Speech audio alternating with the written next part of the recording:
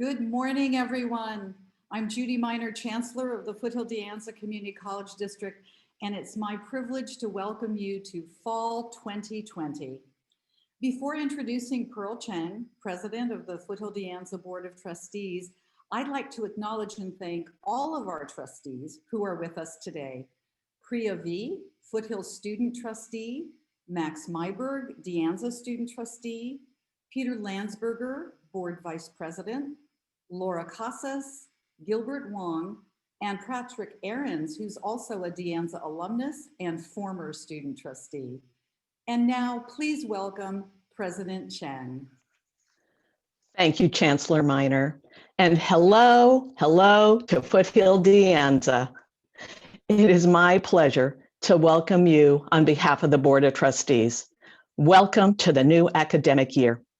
Even though we are virtual, I absolutely feel your excitement and enthusiasm as we get underway with the new year. But what a year it has been. We had to shift quickly to online teaching and learning due to COVID-19, and then had extreme heat, rolling blackouts, wildfires, and unhealthy air. Our hearts go out to many of you who have been directly affected by the pandemic and/or the wildfires. We support you and thank all of you as you continue to serve in our important education mission in the midst of these many challenges. Our Foothill-De staff is second to none, steadfast and professional and caring in your work of student success, equity, and inclusion. We are absolutely so pleased to partner with each and every one of you. Even though we are together virtually today because of the pandemic, we would like to start with a land acknowledgement honoring the original inhabitants of the lands on which our district facilities sit, the Ramaytush Ohlone peoples. I ask you to join me in acknowledging this community, their elders, both past and present, as well as future generations. We, members of the Foothill-De Community College District, acknowledge that our district was founded upon unceded land, and we hereby commit to working to dismantle the ongoing legacies of that taking and the usurpation of the other rights of the people who once lived on this land. Our keynote speaker's title of her talk is Provocative and Inspiring Today. The Planning Committee has worked hard to put together, I think, an excellent, wonderful program. I look forward to today and all that will result. Let's get the program underway. Stay excited, stay charged up. This will be a great year. Thanks to each and every one of you. Thank you. President Cheng, thank you for your opening remarks and to the entire board for its work in developing priorities that clearly articulate a focused commitment on student equity and success. On behalf of the entire Foothill-De community, I'd like to express our collective thanks for your postponement of adopting the priorities that were on your September 14th agenda. This now allows more time for feedback from faculty, staff, and students. Our district opening day format is unprecedented, and that is only right, given that we find ourselves in unprecedented times. The lack of precedence, however, is not just about the combination of a global pandemic, worldwide outrage at racial injustice, a faltering economy and social safety nets, and local devastation from wildfires. Today marks the day that as a district, we take the unprecedented action of stepping back from our decades-long accomplishments in equity work and declare, it's not enough. We must do more. Today marks the day that we invite Dr. Joy DeGruy to help us launch the most uncomfortable conversations we have ever had with each other about race and racism. This is not a day about solely wringing our hands over historical inequities, but a day for defining what is actionable by the end of the academic year to improve our students' experiences inside and outside the classroom. I want to thank the De Anza Black Faculty Staff and Administrator Network for suggesting that Dr. DeGruy be our keynote, and thanks also to our district-wide team who organized today's activities. Pat Hyland, Alicia Cortez, Melissa Cervantes, Carolyn Holcroft, Donley Tu, Claudia Guzman, Adrian Hippolyte, Tony Santa Ana, and Adriana Garcia. The team appreciates the intensity of Dr. DeGruy's presentation and has scheduled debriefings by racial affinity groups. Now, while that may initially appear to contradict efforts at diversity, equity, and inclusion, there is extensive scholarship on the efficacy of this strategy for all ethnic groups in creating a safe space for authentic reflection and sharing. That session will be followed by one that is organized along operational areas of instruction, student services, and indirect services. Even though I asked you earlier to step back from decades of accomplishments in equity work in order to reflect on the work to be done, appreciation is in order. I do want to thank each and every one of you who has contributed to the solid foundation on which we can build an even more equitable institution that continuously improves our service to students. Thank you, and let me turn the program over to Donley Tu, Director of Professional Development at De Anza College. Thank you, Judy. Good morning, everybody. My role this afternoon will be to help facilitate the conversation in terms of what comes up in the YouTube chat. I invite you all to put your thoughts and engage with one another, to engage with what you're hearing, especially as we move into the breakout sessions. But in order to have a fruitful conversation, I'd like to share with you a couple of guidelines.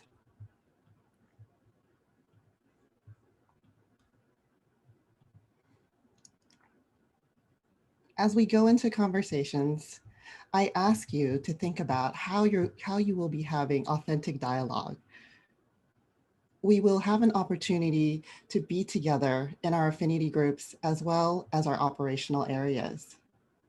I ask that you enter into these spaces with a sense of confident humility, honoring that we have self-awareness, we have wisdom, and we bring assets to each of these conversations. In addition to that, remember, we will always have more to learn. With both confidence and humility, we can engage in authentic dialogue and build relationships. We can approach each challenge, including conflicts and failures, with intentionality as an opportunity for creativity and change. And what does this look like? There are 5 simple steps I encourage you to take. So first, speak your truth. Second, our conversations today, as mentioned earlier, may be a bit uncomfortable. I encourage you to lean into that discomfort and lean into each other. 3, expect and accept non-closure. The conversations that we'll have today are among many that we've been having and will continue to have as we explore these issues. 4, embrace paradox. Sometimes the things that we're struggling through, that we're working through, are part of the process of understanding one another. And 5, seek intentionality and not perfection. As we lean into each other with discomfort, sit in the uncomfortable spaces at times, and lean into each other for support as we work through these issues.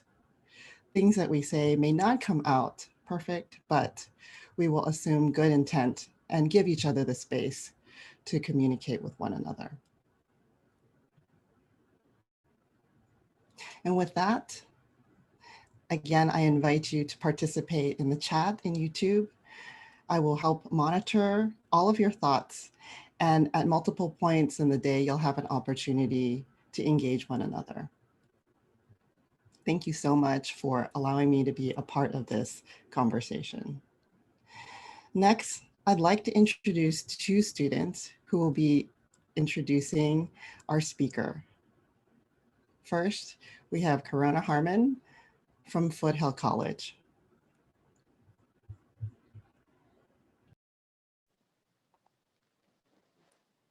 Hi, everybody.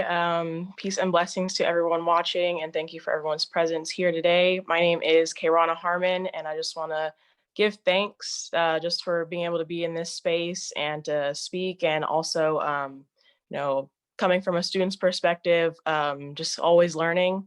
I'm going to pass it over to my Moja sister from De Anza College. I am from Foothill College, but a little bit about me. I'm part of the Emoji program at Foothill College. I've been honored to go on HBCU tours and A2Men conferences.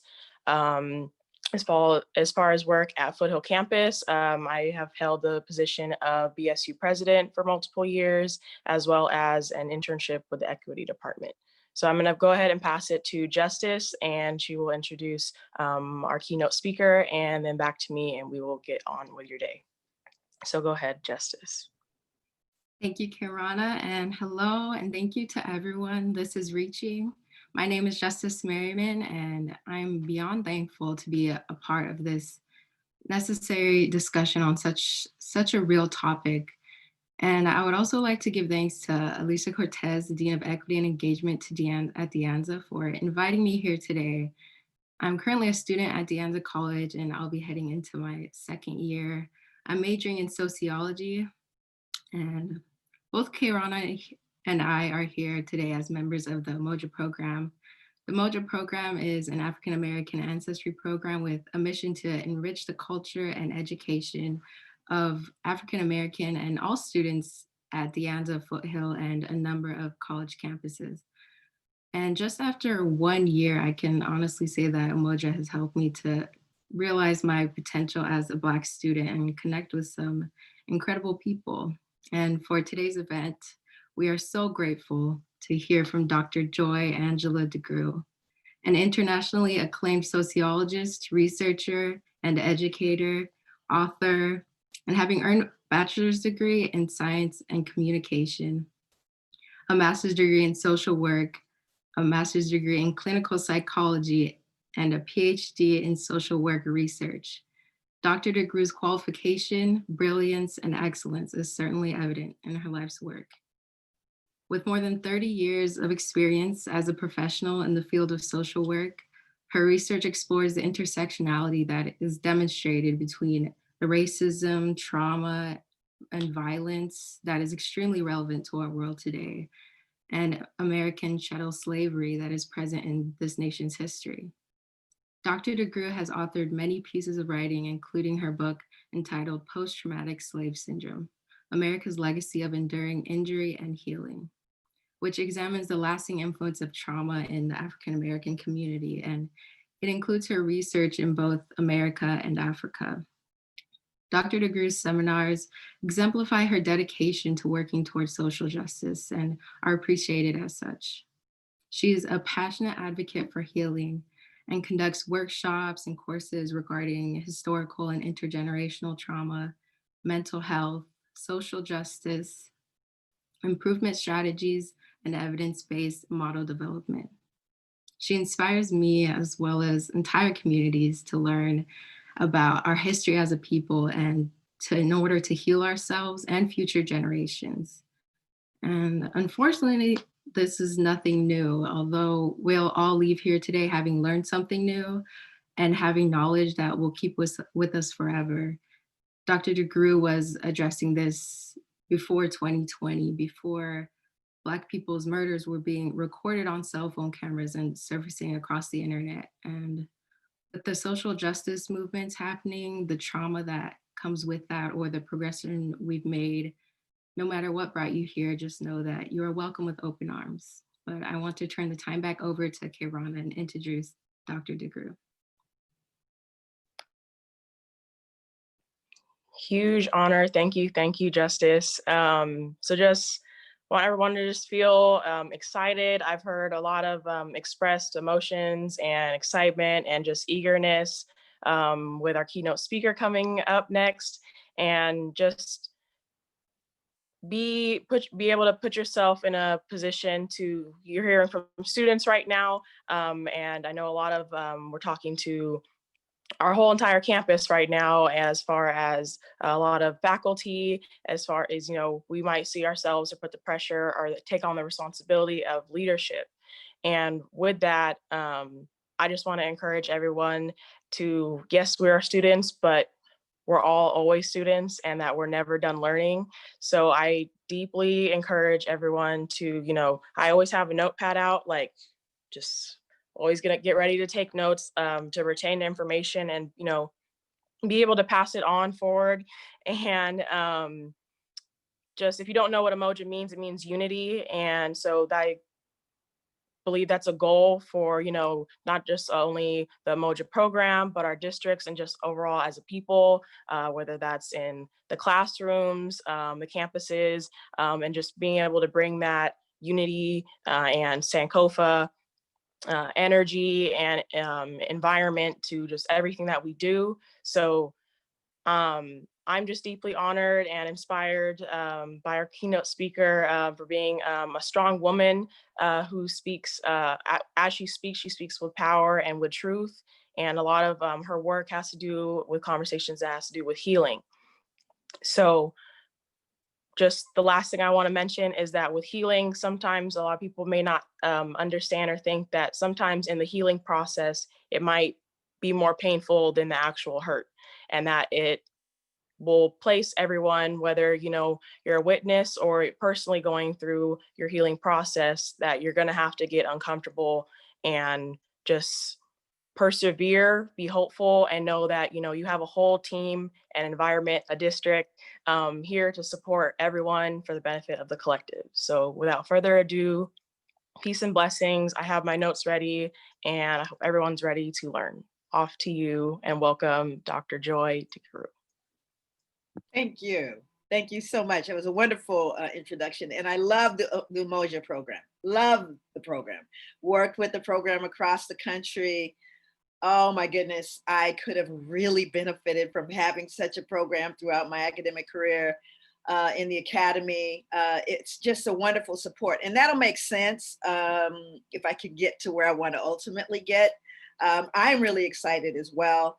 I would like to emphasize that, while I guess the title of my book, Post-Traumatic Slave Syndrome, it doesn't feel provocative to me. It doesn't feel intense to me. It makes sense, although the point of the book, the purpose of the book, the purpose of all my work is healing. Post-Traumatic Slave Syndrome, America's Legacy of Enduring Injury and Healing. I wrote the whole first part of the book, for really the last chapter of the book, and the evidence-based models that I'm using now. I'm currently teaching two 10-week graduate level courses online because this is what this requires. It's a lot of years of study for me, but even the presentation itself, I'm going to say, let me kind of set the stage for what I'm going to talk about. I'm always, when I hear people introduce the work and I start looking at what time it is right now in America, if we're not prepared for this conversation now, this is a wrap. Okay, it's a wrap. We're not going to make it. We cannot at this juncture in our history not be clear about the fact that we've got to get this on the front burner and get it dealt with. And again, the trajectory is towards healing. You can't heal what you don't understand. You can't heal what we can't talk about. We can't heal if people get in their feelings because we're, having a conversation. We've got to at least advance enough in our maturity, in our egos, to be able to embrace a broader vision, a broader concept of the trajectory of this country and indeed the world. So I'll tell you what post-traumatic is, what it is not. As I began, and I'm not actually a sociologist. People kind of, sociologist, social worker, it kind of gets mixed up. But really, I'm truly a social worker. And the irony there is I hated social workers. I grew up hating them. I really did. My experience with social workers as a child was that they were people to be feared They were not people to be trusted. They came in, they poked around in people's homes, they took their children, they spoke condescendingly to people of color, in particular, poor people for certain. So my experience with social workers wasn't good, which is why I became a social worker. It's part of, having the clinical training is one thing, but really actually being able to be with people, to be present with people is a whole nother thing. And that's kind of who I am. This is heart work. While there'll be a lot of data and there's a lot of linear sequential thinking and there's a lot of, empiricalness, the actual act of healing is a human thing. And we don't really heal people. People heal themselves. But I believe that when people know better, they can do better. And the problem that we've had, the reason why we're having this conversation is because we don't know better. We should know better by now, but we have not been adequately or appropriately educated as it relates to that. And I'm going to kind of point out some of those reasons. So when I started working with post-traumatic, the first thing that I heard from people was, come on now, you're not possibly getting ready to talk about slavery. You know how long ago? I wasn't there. Okay, I didn't enslave anybody. All of a sudden, everybody's just pushing back 100% when you say slavery. And what's interesting about that to me is when I talk about post-traumatic, all I'm talking about, if you want other words that make it feel more comfortable, is multi-generational trauma. That's it. It's not new. We've looked at other groups, as was introduced when we started, to honor those upon whose soil we are standing and living. People who have been exploited and alienated. We had to have that conversation immediately. We had to acknowledge that reality immediately. And yet we know right now, for example, Native American population has the highest suicide rate of any people in this country and have held that horrible statistic data point for years, as long as I can remember, because that grief is deep. It's deep. And so we have to start looking at this whole idea of trauma differently. And while we've looked at other groups, people, victims of natural disasters, victims of war, Holocaust, how is it that we feel like it's so odd to look at over 300 years of trauma followed by more trauma up to current status of trauma in this country and think that it's not a relevant conversation? It's actually relevant for all of us, in fact. So the other pushback, wait a minute, you people enslaved each other. Okay, so did you people. Matter of fact, almost every society in the world had some form of indentured servitude or slavery. So that's not, that's not a deal stopper in terms of having a conversation. And then you have, this whole, what I call a pathological denial. Just literally, I don't even see race, right? Matter of fact, the first chapter in my book is called I Don't Even Notice Race. That's the name of the first chapter. And the reason I did that was because, well, I've been told that out loud. People said that to me. Joy, I don't even notice that you're Black. Really? I do. I wake up Black every day. And I'm very surprised that you don't notice it, because I do. And so does everybody else notice that I'm Black. And that's not a bad thing. It's not. I don't want to be erased. I want to be acknowledged and noticed. Not a problem. But the idea that people say, I don't even notice race, is a way of complimenting me. And it's not a true statement. It doesn't even have face validity, because the only people they say that to, I don't notice race, are the people they notice. That's what they say it to. Nobody says that to people unless they notice them. So as a social scientist, I'm picking up all of these symptoms of something that was much larger. What part of a person's being suggests that you have to say to me, I don't notice you, except that you're feeling dissonance. You're feeling discomfort, which is why it gets said. Now I'm 62 years old. This didn't happen once or twice. This has happened throughout my whole life. And I recognize as a clinician the discomfort that people are feeling merely being in my presence. And so I'm looking at that and I'm trying to unpack that. I'm trying to understand, how can we meet each other in an authentic way?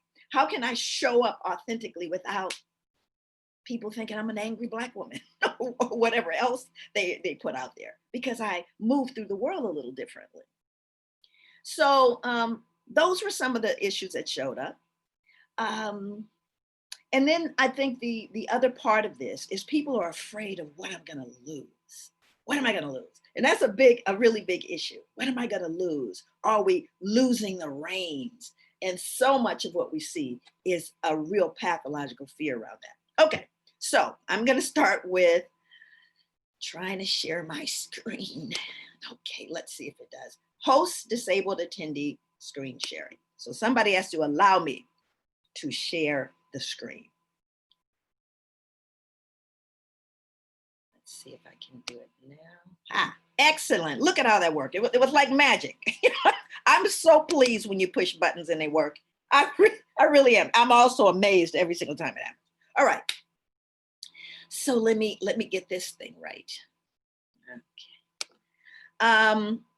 This presentation is lengthy, and I know that there are going to be people that have questions. I'm condensing a 10-week graduate level course. So I just want you to know that it's intense, and it's intense because I'm compressing it. It's also intense because the information is intense, at least some of it. And it may also be intense because I'm a little intense, but it's just my personality. Don't be put off. There are a lot of slides. I'm not going to show them all. I will zip through some. Don't be concerned. Most of this work, most of what you're going to see here is in my book. So I would highly recommend, I'm not trying to push my book, but any details that you want more information about, you'll find it in the book or in my 10-week course, whatever the case. All right. Oh, there was a mention of the Sankofa. And that's that bird you see in the middle. It's the Sankofa bird, and it means return and get it, or return and fetch it. It's a backwards, it's a bird actually moving forward, but turning backwards, reaching for an egg, its beginnings on its back. So in other words, it says we have to sometimes go back in order to move forward. And that was mentioned by, so wonderfully, I think, was it Justice? I think it was Justice who said that. Okay. One of my favorite quotations, this one right here. We need more light about each other. Light creates understanding, understanding creates love, love creates patience, and patience creates unity. I'm for truth no matter who tells it. I'm for justice no matter who it is for or against. I am a human being first and foremost, and as such, I'm for whoever and whatever benefits humanity as a whole. And Malcolm X said that. You may not have known that Malcolm X said that because he's often presented as a one-dimensional person, and he is as complex and unique as any other human being, and grew quite a bit before leaving this plane of existence. Dinknesh. Wherever you are, I want you to say that word out loud. Just say it, Dinknesh. Arguably, the most important find in human history, the world's oldest human remains. They called her Lucy, but she was actually from Ethiopia. They called her Dinknesh, which means thou art wonderful. So let's start right here. Why did they call her Lucy? When you hear the name Lucy, you might think she was from, well, I don't know, Boston. But when you say Dinknesh, you're pretty clear she's not from Boston. It's not like they didn't know where they were. And there is some, if you go online and look up why they called her Lucy, had something to do with the Beatles song Lucy in the Sky being played at the time. And one of the key individuals, a woman, decided, yeah, that's the name we're going to call her. So you see, we're jumping out the box with inaccuracy. We're jumping out the box with really essentially a lie. Because you see, when you say Dinknesh, any person here is going to go, Dinknesh, where's that from? Oh, that's from Africa. So the origins of mitochondrial DNA, the thing that connects all of us, is going to take you back to Dinknesh, not Lucy. So I think we need to start telling the truth about that. Now, I am personally feeling like we need to tell the truth of that because my daughter-in-law is Ethiopian. My grandchildren are half Ethiopian. This is my family right here, having just seen the bones of Dinknesh. that the country had to fight to get back the bones of Dink Nash, how important it is for my grandchildren to know the shoulders upon which they stand, and indeed all of us stand. So I think one of the major issues that I have always had with dealing with this is telling the truth about it. So some of you who are as old as me, some of you maybe not as old as me, may remember this book, The Structure of Scientific Revolutions by Thomas Kuhn. I read this during my undergraduate studies in social science. It was mandatory actually to read The Structure of Scientific Revolutions. And I bring this book up right now because I want to talk about this and actually the whole idea of change. Right now, the country is on fire with wanting, insisting, and indeed demanding change. And I was really curious about how change actually occurs. So when we think about the structure of change, the structure of scientific revolutions, for example, I can remember I grew up in Los Angeles, and I remember going to the store as a little girl, like at 8 years old, and I'd say, "Mom, can I go to the corner store?" My mom would say, "Yes, you can go to the store. However, go across the street, see if Miss Wilson needs anything. Go down to the corner. Miss Isidore has been sick. See if there's anything." So when you went to the store when I was a kid, you went to the store for everybody. And so I would go to each one of these people's homes, and they would give me a note and some money. They give me a note saying what it is they want me to get. And very often it was cigarettes.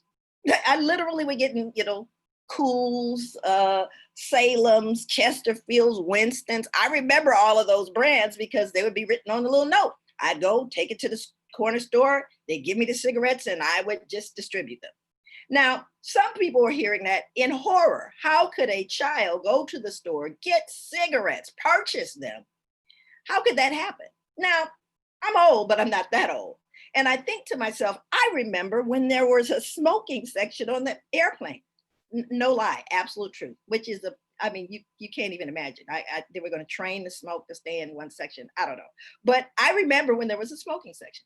I remember where I would go to meetings like the one we're in right now. If we were in a room, there would be ashtrays, right?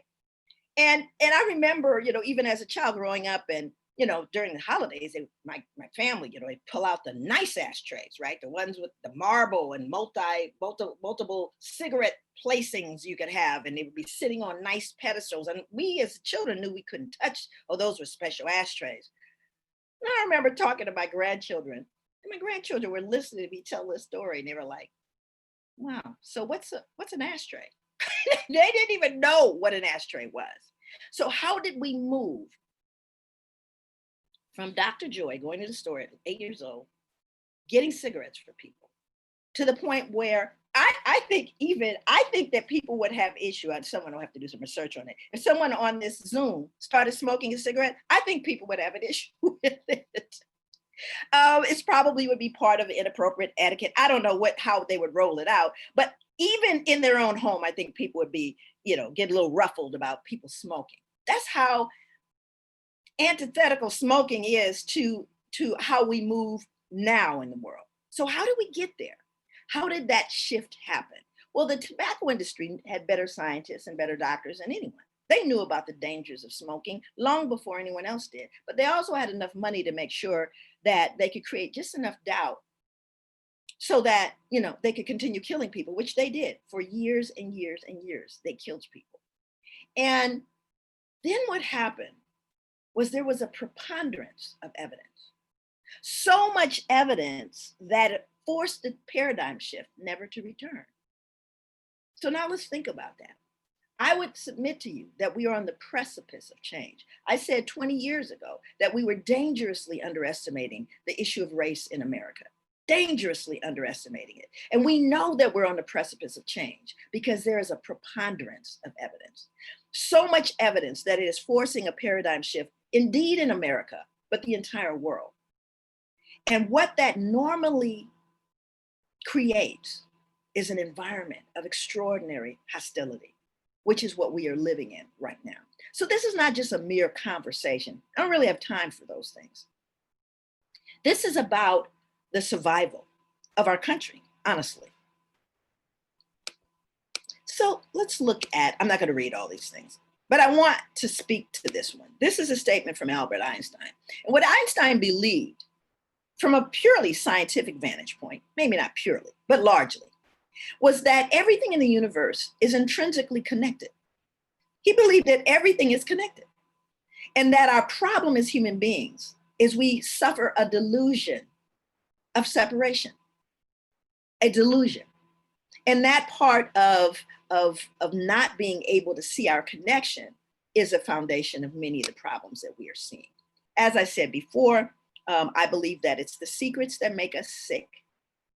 I think that, you know, we have not told the truth, which is the reason why we had so much preemptive, even to have this conversation. We had to really get everybody prepared because we haven't been telling the truth. And truth is not always something we swallow well. But I believe that without truthfulness, we can't be well. Without truthfulness, there can be no justice. There can be no equity. There can be none of those things without the truth. And I think there are a lot of ways to know a thing. The epistemology of how we know a thing is unique and different and all over the world. There are lots of ways to know. But the one thing is for certain is that we have to start telling the truth because it's the lies that have us crazy. This is from W.E.B. Du Bois. If you don't know who he is, do a little searching on the internet. But was a phenomenal man, far ahead of his time. Statement from him. One is astonished in his study of history at the recurrence of the idea that evil must be forgotten, distorted, skimmed over. We must not remember that Daniel Webster got drunk, but only remember that he was a splendid constitutional lawyer. We must forget that George Washington was a slave owner and simply remember the things we regard as credible and inspiring. The difficulty, of course, with this philosophy is that history loses its value as an incentive and example. It paints perfect men and noble nations, but it does not tell the truth. So let's look at a truth that is largely undeniable. This is world population 2020, 7.7 billion and climbing.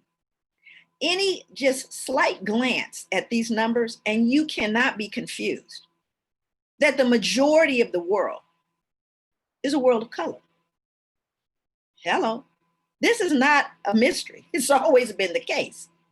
Now, I grew up at a time when there were 3 channels. I know this is so hard for my grandchildren to ever believe. ABC, NBC, and CBS. And the television went off at night. That was the other thing that happened. But I can remember looking at Ozzie and Harriet and Leave It to Beaver and all of these shows. And based upon my experience looking at television, I just thought the world was white. It had to be, because that's all I saw. When in fact, based on these statistics, you should have at least one Asian just floating through somewhere, just in the background, walking past. You really needed to, given these numbers. But what I saw and what I grew up with was not this reality. It was not this reality in terms of what I learned in school. It was not this reality in terms of what I watched on television. It was not my reality in terms of how I actually was able to move through the world. It did not make sense to me that this is the reality when what was given to me was something, inaccurate. So just to put this in perspective, in 1975, there were 3 metro areas that were considered mega cities. That means that they had 10 million people or more, and that's Tokyo, New York, and Mexico City. That was in 1975. Now there are 31 megacities with at least 10 million people. Most of them are in the developing world. The UN projects 10 more will join the list by 2030, and all but Bogota is in Africa or Asia. Now I just want you to, I grew up in LA, which I thought was, huge. I thought LA didn't even make the cut. And in Tokyo, they had 38 million people in one place. Okay, so just saying. And 6 of the world's largest cities are in Asia, 0 are in Europe. Now, there's a reason why I'm saying that. If you are 1 in a million in China, there are 1,300 people just like you. Within 10 years, China will become the #1 English-speaking country in the world, and the 25% of the population in China with the highest IQ is greater than the total population of North America. And in India, they have more honor students than we have students. Real numbers, real people. Now, when we look at these figures, it shouldn't frighten anyone, and yet it does. So let's talk about something that is hidden in plain sight. When I tell you that I believe that truthfulness is the foundation of all human virtue, absolutely true. Now, I remember this subject of continents. Now I'm 62, so I don't think there's been a continental shift. So the answer to this question should be the same as the one when I was in third or fourth grade.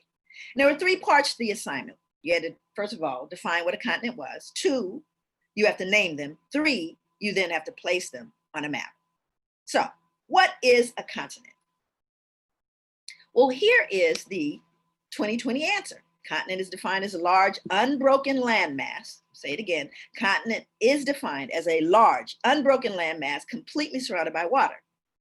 Then here we have the answer to the second question. Let's name them. They say there are 7. North America, South America, Europe, Asia, Africa, Australia, and Antarctica. Okay. Now let's pull up the map. I'm going to just leave it up there for a second. Poor third grader. Poor little third grader. Because you see, we got a picture here. I've told you, I've given you the definition of what a continent is, a large landmass completely surrounded by water. Europe is neither large nor surrounded by water. Question, how did Europe ever get to be a continent? It is absolutely inaccurate. It is absolutely untrue. It is more of a peninsula. Okay, so let's go back to that answer. Political considerations have often overridden geographical facts when it came to naming continents. So now let's unpack what that means. That means we're lying. I mean, it's essentially, you can't override a fact. It's simply not true. Geographically, Europe, including the British Isles, is a large Western peninsula of the continent of Asia. So now we understand that when we see this, we experience cognitive dissonance. We are having conflicting, contradictory reality in the space of what we say we believe. And then we dared anyone to question it, and no one did. And so we are telling this lie today, 2020. But to somehow manage the dissonance with the obvious inaccuracy of it, what happens if you go online and you find this specific map, which is easy to find, if you send the cursor over Europe, it becomes Eurasia, because we had to get Europe in there. Just saying. There are a lot of slides that I'm going to skip. I'm not going to read this whole slide, but it's an important one. James Gilligan, who was a psychiatrist, wrote a book called Violence. My area of expertise is violence and trauma. So I read this book as part of my studies. And this man worked specifically in prisons. He's also the husband of Carol Gilligan, famous feminist. But James Gilligan, after spending like at least 25 years working in prisons with, largely Black and brown men who are disproportionately represented in that institution, he started to realize that what he was seeing with these men, with the violence, with all of it, is a destruction of their culture. He believed after 25 years that it was the destruction of culture that resulted in so much of what we are seeing, in so much of the devastation, mentally, emotionally, physically, in these men. So let's start with the first most glaring contradiction.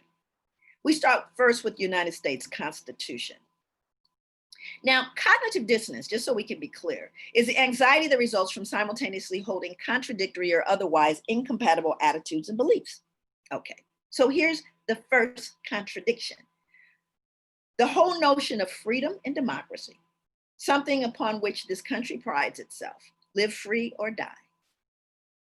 And at the same time that we're espousing the importance of freedom, we are committing genocide against people of native backgrounds, First Nations people.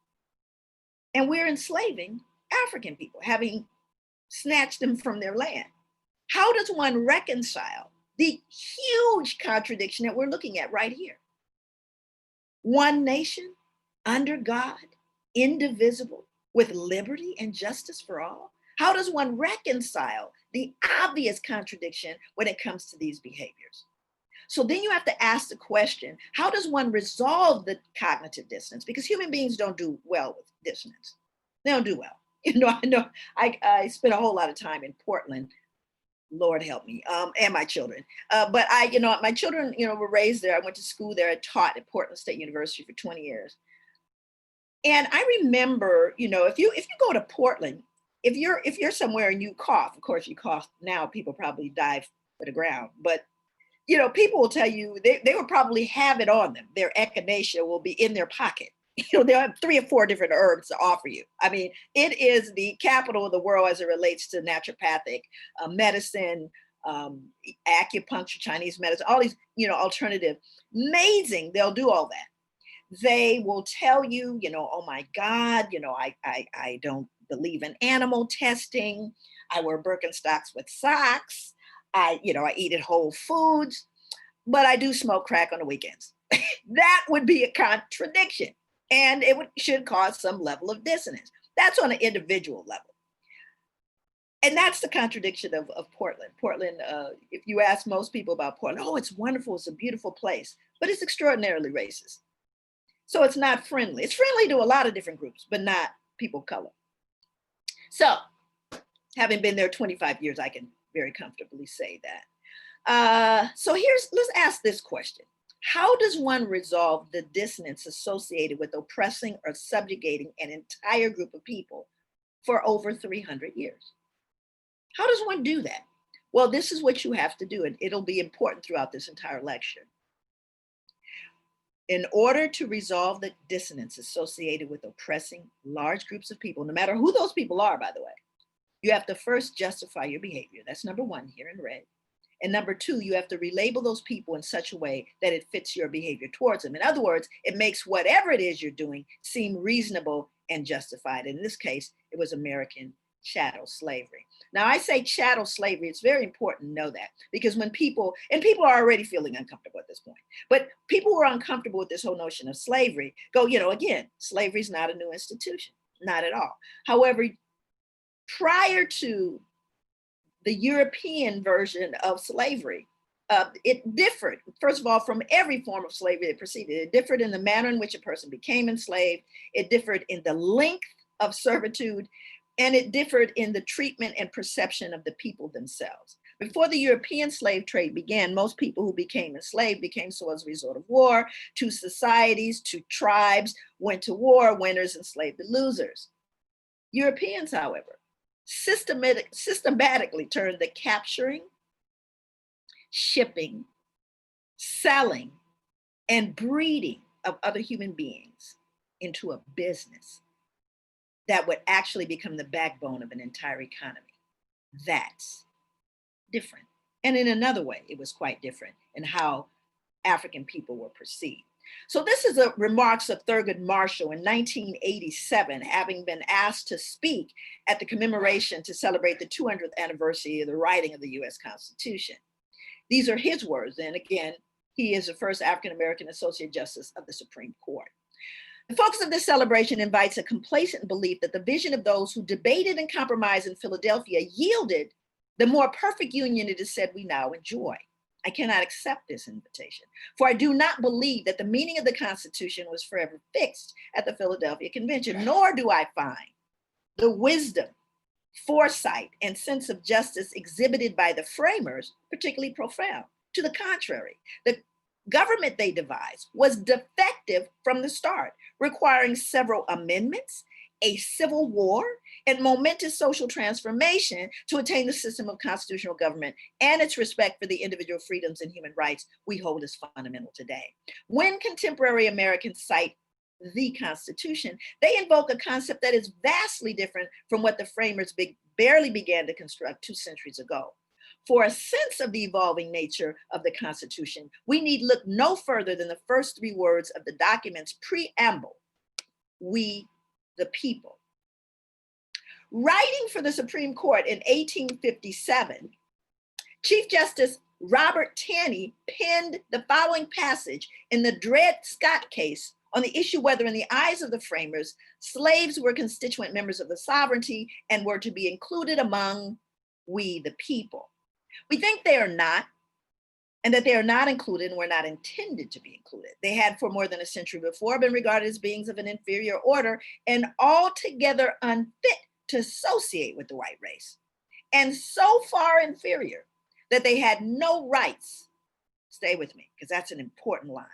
They had no rights which the white man was bound to respect, and that the Negro might justly and lawfully be reduced to slavery for his benefit. I'm telling you this not for you to go, wow, that was really bad back then, because I don't believe that many people feel that they're bound to respect any rights that Black people have today. So the other question that comes up is, and this is very difficult for Americans, right? This is very difficult for Americans. You know, I travel all over the world. And one of the things that I inevitably come up, you know, I'll find somebody that'll say to me, you know, you Americans, you just seem to have so many problems with race. You know, we don't have those problems in our country. And I'm like, that's because there's nobody there but you. Okay, we have a whole lot of different people here, and we have a whole lot of folks. So I think that America is a divine experiment. It's divine. You know, we have an extraordinarily diverse group of people. We have an amazing country if we can embrace that umoja, that unity. So here WEB is saying that in order for something like an institution of slavery to have existed for so long, 300 years, everyone had to be kind of complicit. So in fact, every major institution in America, and this is going to be hard, at its foundation is white supremacy. Now, I'm not saying that to be harsh. I'm saying that because it's a fact. Now here he talks about the fact that in order to discredit Negroes, in other words, to justify slavery, it had to involve universities, history, science, social life, and religion. If you read my book, I cover history, science, politics, religion, education, medicine, media, and law.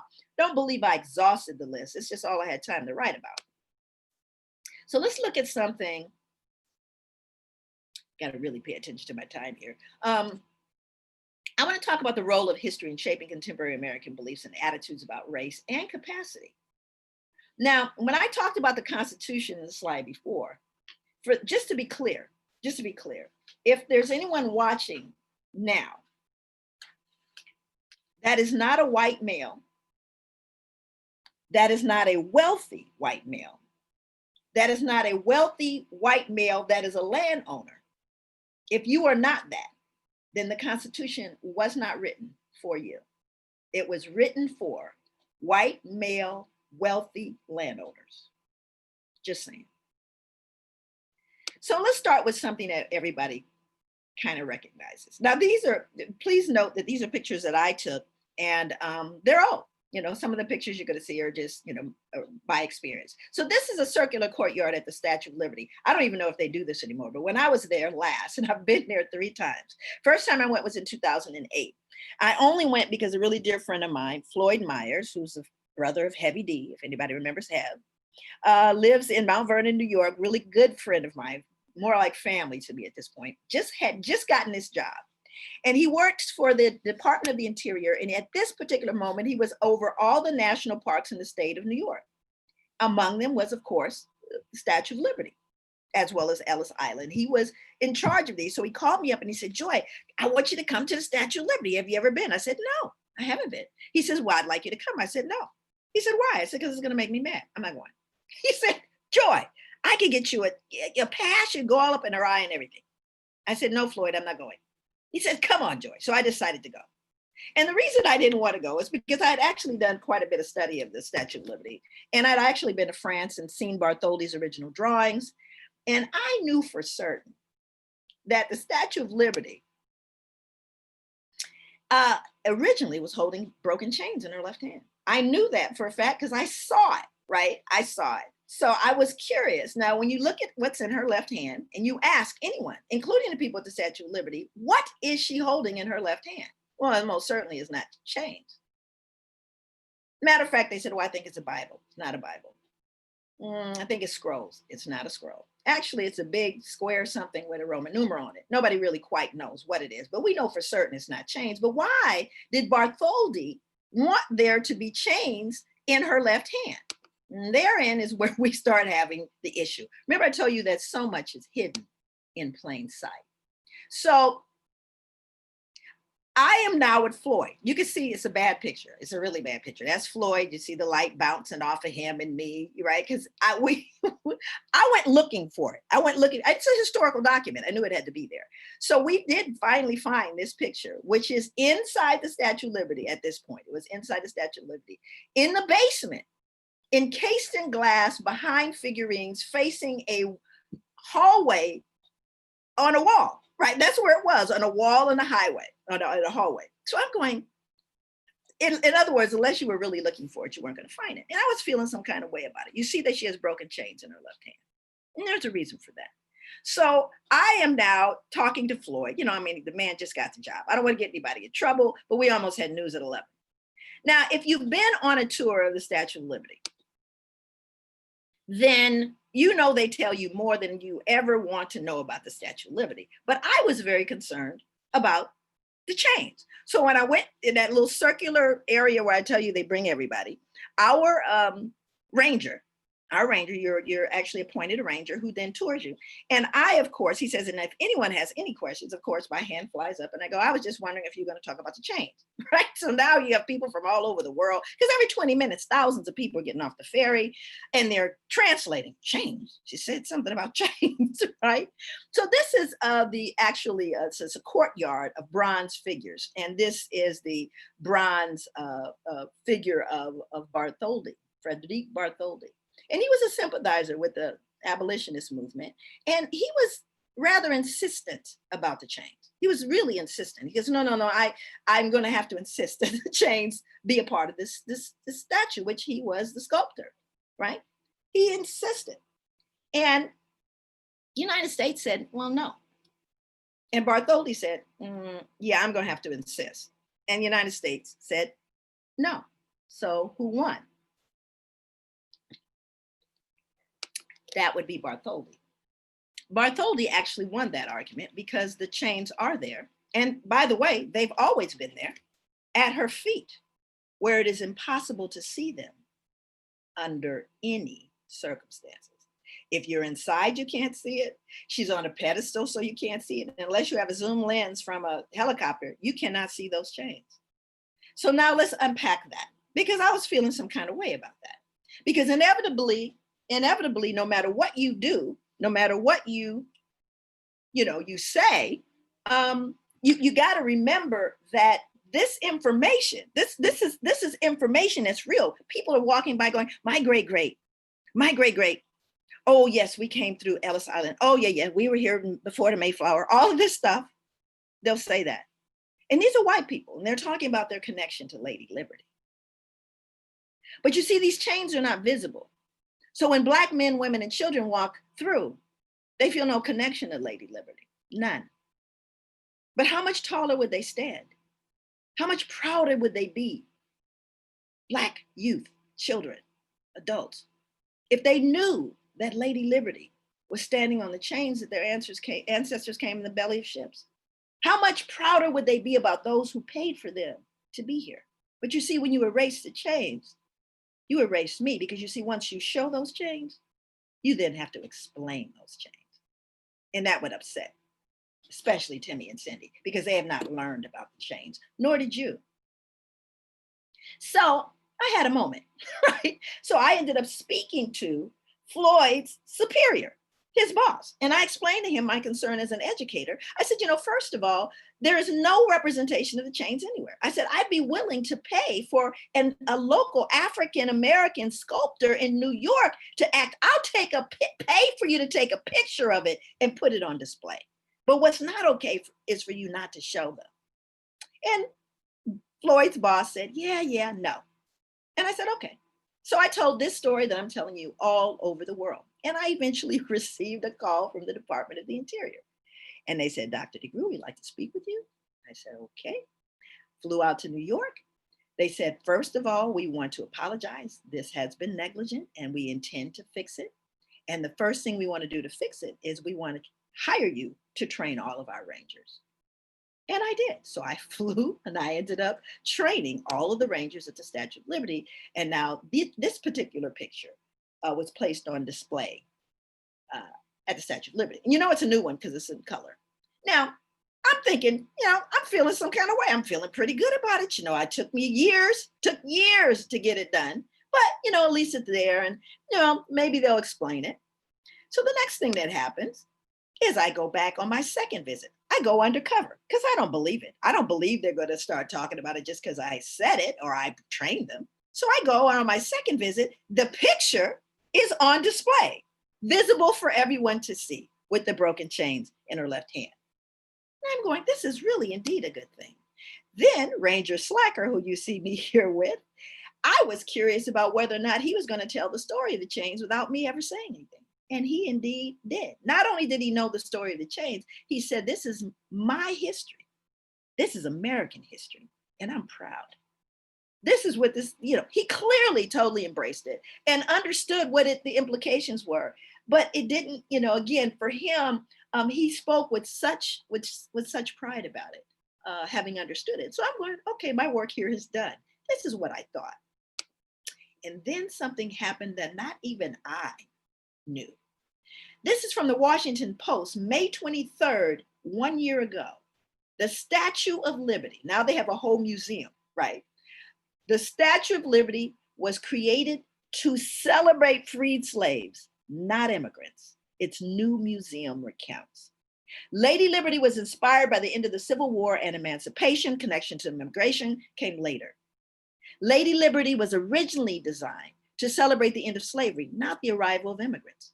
Ellis Island, the inspection station through which millions of immigrants passed, didn't open until 6 years after the statue was unveiled in 1886. The plaque with the famous Emma Lazarus poem, "Give me your tired, your poor, your huddled masses yearning to breathe free," wasn't added until 1903. Okay. Now, I'd like to think that I had some unique understanding, and therefore, do you think they always knew this? Of course they knew. They didn't just stumble upon this May 23rd, 2019. They didn't stumble upon it. They always knew it. Question, why weren't they ever telling the truth? Again, hidden in plain sight. That's just one. Then we know we had a trail of tears. And we know that Native people were forced off of their own land. I can't even imagine. I cannot even imagine the grief that Native people feel living in this country and being forced off of their land. I can't even imagine the level of assault to a human being. We know that as a result of these horrible behaviors, that some offered reparations. As recent as 2017, $750 million fund was given to redress the problems caused by residential school policies, which were basically boarding schools that were torture chambers, where they were physically, sexually, all abused in the most severe ways by whom? Priests, nuns, and ministers.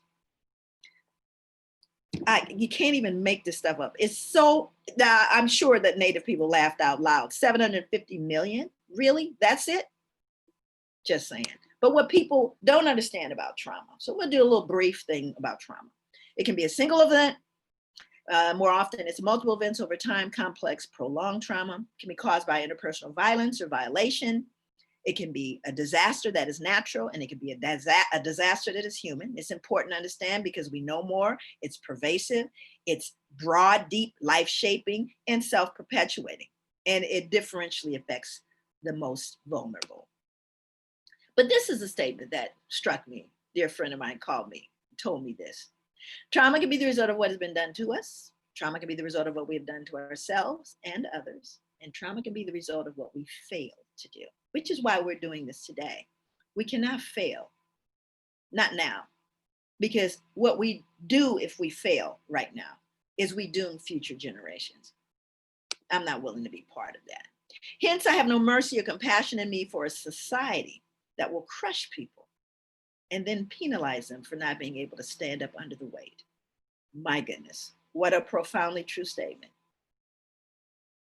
Once again, So when I start talking about 300 years, I want you to know where I get the numbers from. So 5 million enslaved Africans were transported by Arab Muslim slave traders. Now it was done from the 1500s, this is not unknown, but in 1526, Spanish explorers brought the first enslaved Africans to the Carolinas. And while everybody looks at 1619, that wasn't the first enslaved Africans that were in America. Slavery was made illegal in the United States with the ratification of the 13th Amendment in 1865.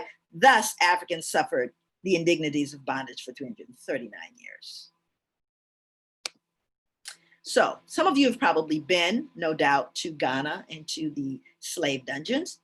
So this is the door of no return. Again, you're going to see all my pictures. Yet none of these pictures you're going to see ever made it to my text. I have 4 degrees, 3 advanced degrees. Never did this enter any text that I saw. Not to mention my primary, secondary, there was just no knowledge of this. And this is a big old place, right? I'm standing there taking this picture. I did the DNA, so our family do know that we are from the Mende tribe. So we are clear about where we came from. But the thing is, how come it is none of this ever reached my text? Because, by the way, we had a trail of tears that you didn't know about either. Because, we weren't all just sitting on the coast waiting for a cruise. Africans were sometimes marched from the interiors of Africa to that coast. Some people had never seen an ocean or heard it roar. So if you're there and you're speaking Black historians or African historians, they'll tell you that they don't even know the number that died en route. They don't even know how many over hundreds of years died en route. Didn't make it to your text. So we indeed have a trail of tears as well. This is Cape Coast Slave Castle. You'll notice in this, in this photo that there are, cannonballs and cannons, and they're faced outward actually towards the ocean. And this is really fighting against other European invaders, not the Africans, who were considered to be gentle people. Now, when you first come in, there are 2 dungeons. You can't see them here, but on either side, there's a female and there's a male dungeon. So they would march people through this corridor. They would immediately separate girls and women from boys and men. But then they would rape the girls and the women. Immediately, they would rape them in the presence of, in front of their sons, their brothers, their fathers, their husbands. They would rape these women and girls to remind them, he can't protect you, which of course, totally emasculated enslaved African men. Now, this is a male slave dungeon. There's a reason why I'm showing you these photos, by the way, because the first thing that happens, because people, first of all, people don't want to see this. They don't want to talk about it. Come on now, you need to get over it. Get over what? If you want me to get over it, what is it you're telling me I need to get over, which is packed in my DNA? So the first thing that happens when you walk into this building, and you can see it clearly, all the floors are slanted. You see how they're slanted? And it's wet, it stinks, you're sliding. So when you come in, you're sliding. You have to be very careful because you're sliding, right? Because all the floors are slanted, because there's no facilities, no running water. Sometimes hundreds of boys and men are packed together in this one dungeon with no facilities. The only thing you see here is this trench, which is where all the human waste would slide down to. So the first thing you want to do when you get in there is get out. You just really want to get out. And part of it, you stay in there because you want to honor those who had no way out. And then they do the next thing. They warn you before they do this, so they turn off the lights. So there was no light in there. This is the only source of light and ventilation. And this is vaulted. So these are dungeons. So these are 3 holes, kind of really high up there. Only source of light and ventilation. Remember, maybe 100 men and boys packed together. No facilities, in nearly total darkness, standing and sliding around in their own excrement. So let's be clear about what we're saying for me to forget. This is the death cell for enslaved African men. Again, this is a big old place. This is not, none of these pictures are obscure. I didn't have to go in a dusty basement to find them. It's sitting there. This is a death cell for enslaved African men, meaning that once you go in there, you're not coming out. They no longer give you food or water. And these are Black men, African men that fought back. And they fought back so fiercely and so consistently that they knew that they were going to meet their death. They knew that once they went in there, they weren't coming out, but they weren't going to be enslaved. But you see, I think young Black men and boys need to know this. I think young Black girls and women need to know how fiercely they fought. The only source of, by the way, ventilation in this room are the small holes in this door. But in almost total darkness, they carved these images in solid stone. To this day, they don't actually know how they did it. And these are ancient African symbols calling out to the ancestors to come, rescue them, deliver them from their suffering. Now, next door is a cell where white soldiers were held for no more than 24 hours. Notice the latticed door, the big window here, and around the corner around here is another window just as large. In fact, looks to me like they could just get on out at night. I don't know. But again, you see the immediate inhumanity. This is probably where I had the most, how can I frame this? I had a moment. I had an emotional breakdown right here. When I walked down these stairs and up those stairs, these were commissioned. These stairs were leading to the governor's bedroom, who lived in the apartment above with his wife and children. But he commissioned immediately to have these stairs built so he could have sexual access to girls and women. And so I had a moment when I was down there. I had a moment that was hard for me. This is a steel ball that enslaved African women were chained to when they resisted being raped. In other words, they were chained naked in a courtyard, no longer given food or water, as an example to any other woman that would resist being raped. This is another form of a death cell for African women. It's more like a pit or a hole that people were placed in. Again, no longer given food or water.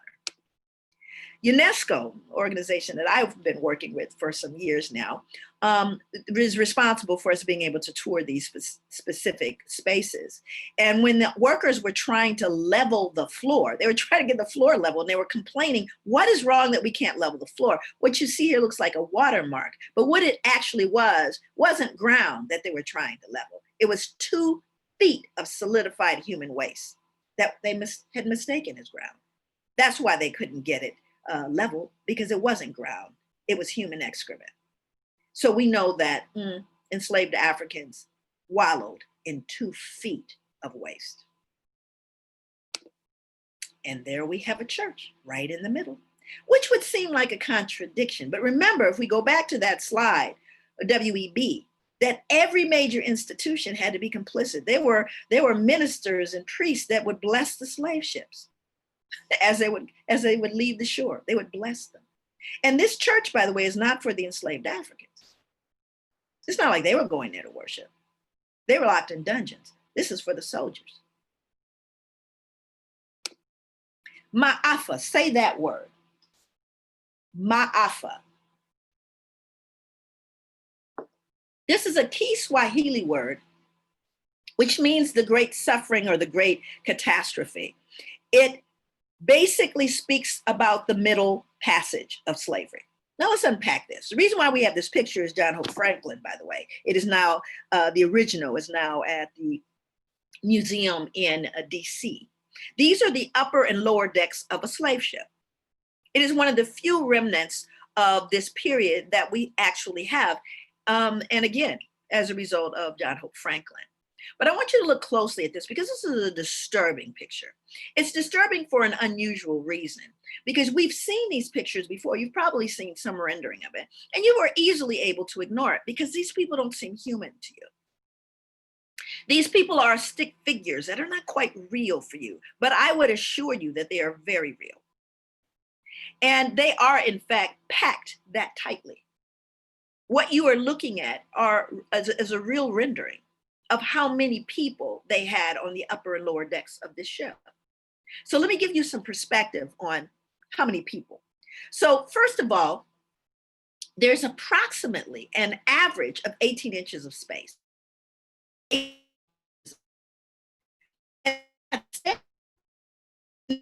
places you're unable to stand. So they packed everyone this tightly because they are cargo. And in cargo, the expectation is someone will route. does that mean? Spoil proud. They have every expectation that a considerable number will die. But why? Because within those 18 inches of space is where they slept, it is where they defecated, it is where they urinated, it is where they menstruated, it is where they vomited. And some even gave birth and died in 18 inches of space. So they pack them this tightly because they expect some are going to spoil en route. But how many did? Based on ship manifest. Now understand, we're only looking at the official ships. Well, you start off with a number and then you end up with a number. And we know that at least as many Africans died as arrived. And again, we only have the records of the official ships. So based on the official ships, we're looking at between 11 and 15 million. But that didn't make it to your text now, did it?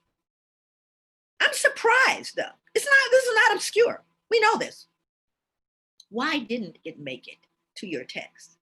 Well, I think it would cause cognitive dissonance. Because, send us your poor, you're tired. So here is actual pictures, real shackles, real people. So this is 2018. This is 2018 when I am working with UNESCO at an international symposium, Healing the Wounds of the Slave Trade and Slavery Towards Mutual Recovery. Now in this room and in this group of people are scientists, epidemiologists, geneticists, scholars, people from every amazing discipline you can imagine, representing Senegal, Congo, Chad, Haiti, Brazil, France, Britain, Martinique, Antilles, and Switzerland. So however people, I'm not the only one doing the work, is my point. There are a lot of people that are taking a look at this from a lot of vantage points. So now, how many of you knew that the United States apologized for slavery officially twice, 2008 and 2009? House of Representatives and the US Senate apologized for slavery. So my question, of course, as a social scientist is why now? Why then? Did they just remember? No, I'll tell you why. Because in 2007, I was in Europe. I was in Britain because they were commemorating the 200th anniversary of the end of the slave trade in Britain. So they had conferences, they had speakers, they had apologies, they removed statues, they did all kinds of things. Well, guess when the 200th anniversary of the end of the slave trade was for the United States? Well, that would be 2008. They had to do something.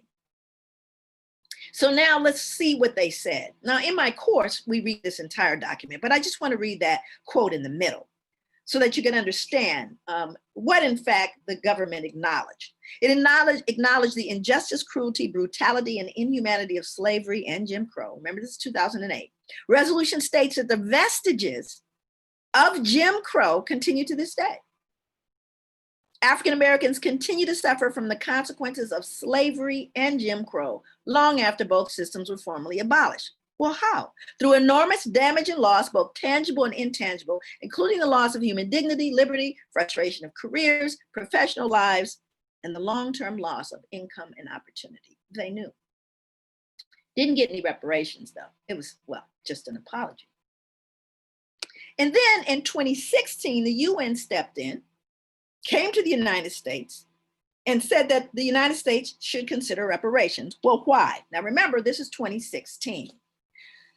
The UN Working Group of Experts on People of African Descent released its preliminary recommendations after more than a week of meetings with African Americans, with Black Americans, and others from around the country, including Baltimore, Chicago, New York City, District of Columbia, and Jackson, Mississippi. After finishing their fact-finding mission, the working group was extremely concerned about the human rights situation of African Americans. The colonial history, stay with me, the legacy of enslavement, racial subordination, segregation, racial terrorism, and racial inequality in the US remains a serious challenge, as there has been no real commitment to reparations and to truth and reconciliation for people of African descent.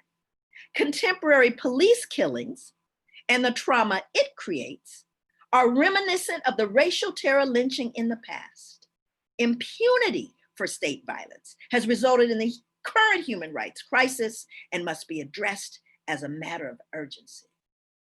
You see, what makes today different as the entire world is looking on and saying, shame on you, America, shame on you. So a unique aspect when I tell you that the European brand of enslavement had this one unique characterization, and that is that of dehumanization.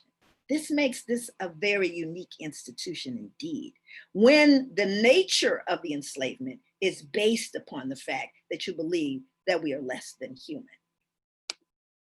This is a book written by David Livingston in 2011. It's called Less Than Human: Why We Demean, Enslave, and Exterminate Others.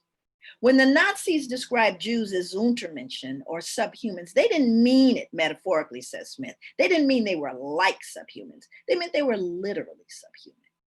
Then within the human category, there has historically been a hierarchy. In the 18th century, white Europeans, the architects of the theory, modestly placed themselves at the very pinnacle, at the top. The lower edges of the category merged with the apes, according to their thinking. So sub-Saharan Africans, Native Americans were denizens of the bottom of the human category when they were even granted human status. Mostly they were seen as soulless animals. And that dramatic dehumanization made it possible for great atrocities to take place. Now remember, I'm going to take you to 2020 so that you can understand very clearly how the past has impacted our present. Now, based on the International Criminal Court, what I have talked about thus far are crimes against humanity. Let's just take a look at that. Murder, extermination, enslavement, deportation, or forceful transfer of a population. Imprisonment or other severe deprivation of physical liberty in violation of fundamental rules of international law. Now, I want to unpack this for just a moment. Because you see, America has never paid for her sins. America has never been brought up based on crimes against humanity, but America has and continues to produce crimes against humanity. Let me unpack that for you right now. So I'm coming home.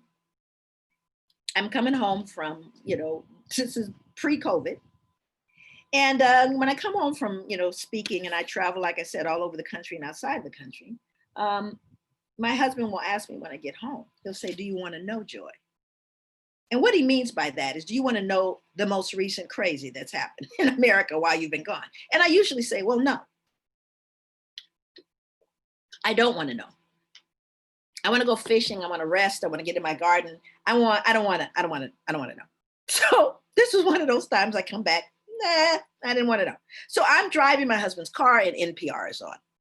And I'm listening to a story as I'm driving up into the driveway. So as I move up into the driveway, I hear a story, which sounds like a really wonderful story. And it's a story about a Mexican woman at the border that is being reunited with her son after a long period of time.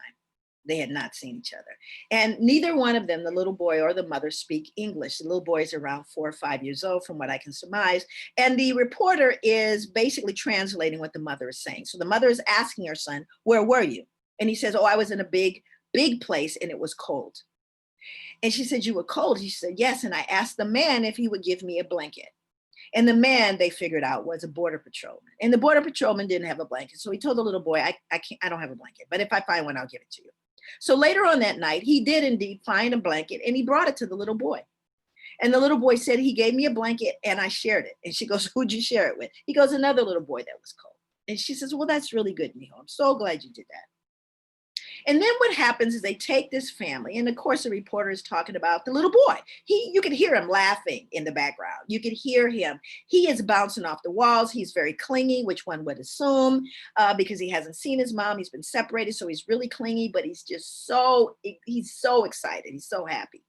And this reporter is describing, a normal 4-year-old boy reaction given this situation. So later on that evening, they have to go to a shelter because the next morning they're flying out for some sort of a court case that's going to be in Arizona or somewhere. So they're going to fly out the next day. So she says to her son, she explains to him, we're going to be in this shelter, but only for one night. So they go into their little dorm and it's late and the little boy's bouncing off the walls. He just cannot calm himself down. He cannot he just can't calm down. So one of the sisters come in. The shelter's run by nuns. So she comes in and she goes, okay, you're gonna have to settle down. It's late and you're not the only one here, and you're making a lot of noise. So the little boy sits down and he sees that there's a television right across from the bed. So he reaches to turn on the television and the nun says, oh, no, don't touch. And he starts screaming, no touch, no touch, no touch, no touch. He just won't stop. It's like he's convulsing. It's like he's vomiting. No touch, no touch. And all of a sudden you realize those were the only words in English that he knew to protect himself. It was all he could do. It's all he could say. And I sat in that car and I cried. I wept because that could be my little boy. That could be my grandson. That's a little boy that's been harmed. And we all knew it at the same time. We all knew it. And I remember thinking to myself, even as a child, many of you have thought of it. How is it you could put people in ovens? How is it you could put babies and women and children and men and boys in ovens? Where were the people of goodwill? Where were they? And then we think, you've taken people, you've taken them off their land, you forced them in inhospitable places in their own country. How could you do that? Where were the people of goodwill? You interned people who were citizens in this country. Where were the people of goodwill? You enslaved hundreds of men, women, and children for hundreds of years. Where were the people of goodwill? And right now, friends, right now, they're going to look back at you and they're going to look back at me and they're going to say, where were the people of goodwill? Where were they that you were putting children in cages, that you were selling them into the sex trade, which we all know is happening right now on our watch? This is exactly how it happens. We all, go home and we just try to pretend we don't know what's going on at the border. But we know what's going on. You can't unknow it. So we haven't even gotten to the thick part. And I'm going to end up skipping a lot of slides. But I think the purpose of this work is to try to explain to people that this is the foundation of the problem. This is not easily eradicated because it's so deeply ingrained. We're so deeply impacted by all these things I'm talking about, which speaks to what we're seeing today. So when we start looking at what major institution, here's one major institution that has to justify slavery: science. And science is supposed to be objective, right? It's supposed to be based on experimentation, observation, no bias, just facts. So then we're brought to this man, Carl von Linnaeus. And it's just my experience that you should get concerned whenever you see someone dressed like him. Anyway, so Carl von Linnaeus, who's considered the father of anthropology, is best known for the classification of things: species, genus, phylum. This is what he's, classification. So this is 1707 to 1778. He is now getting ready to classify humans. Now, remember, I said every major institution has to be complicit, and this is his way of justifying. So let's go back and see if you've been listening. In order to remove the cognitive dissonance associated with oppressing or subjugating an entire group of people for hundreds of years, what must you first do? 1, justify your behavior. What's the second one? 2, relabel the people to fit your behavior towards them. Let's see what Carl did.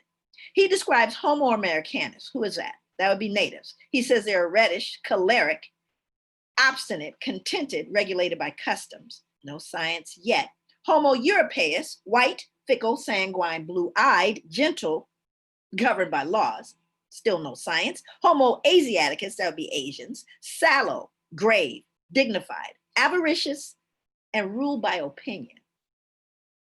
And then there's Homo afer, black, phlegmatic, cunning, lazy, lustful, careless, and governed by caprice.